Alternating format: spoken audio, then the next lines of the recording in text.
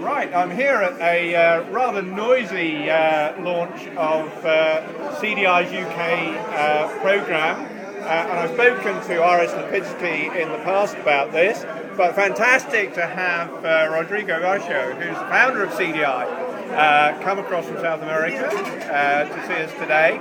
Just before we get into also talking to Charles Cadbury, who's an independent phone app developer, and we'll explain why that's interesting in a moment. Just give me a little background on the program. What's the philosophy behind what we're doing here, what you're doing here So today? we are very happy to be here because this month we celebrate 15 years old.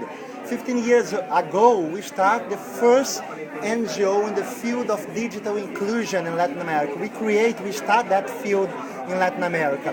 So our mission is use technology to transforming lives and developing low-income communities. And we will do that through our CDI community centers, self-sustainable, self-managed.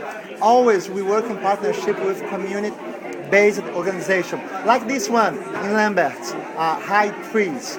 So for us, it's amazing to do that kind of partnership. In the last 15 years, we start 803 of these CDI community centers in 13 countries. And now we are applying and customize our model to graduate change makers in the UK. We are very happy to do that, and we have the amazing leadership from Iris. Please, Iris. Iris, so what's going to happen here over the next few weeks? Basically, Apps for Good is a program where young people will create apps that change their world, i.e. work on community projects, see if they can develop apps based on Android, and to give them design skills, creative thinking skills, research skills, and technical skills, obviously, to do that. So we'll be running the first prototype here in Lambeth, and then we want to expand to 4 other locations by the end of the year.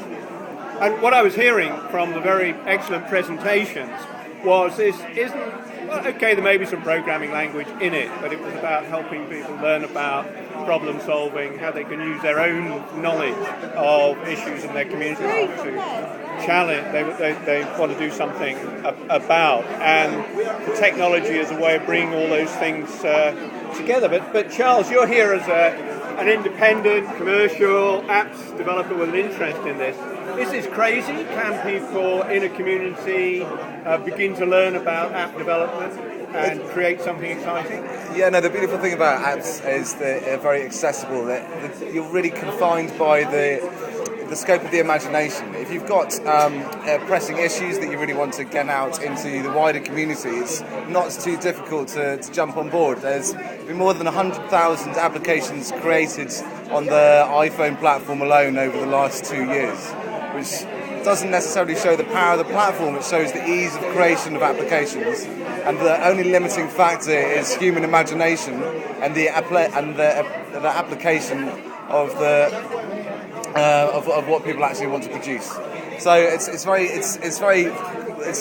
a very good idea to get young people involved, because it's the ideas you need rather than the teaching in the programming languages themselves. So there'll obviously be personal learning, a lot of confidence building, empowerment, all of those things everybody wants to see in the digital inclusion field. But is there potentially something commercial in this? Entirely. I mean, the necessity breeds demand. You know, if you're getting right to the grassroots here of exactly what people want, and if people can use the imagination and their passion for things that they really need, then you're going to produce some wonderful applications that's going to be useful for a variety of people.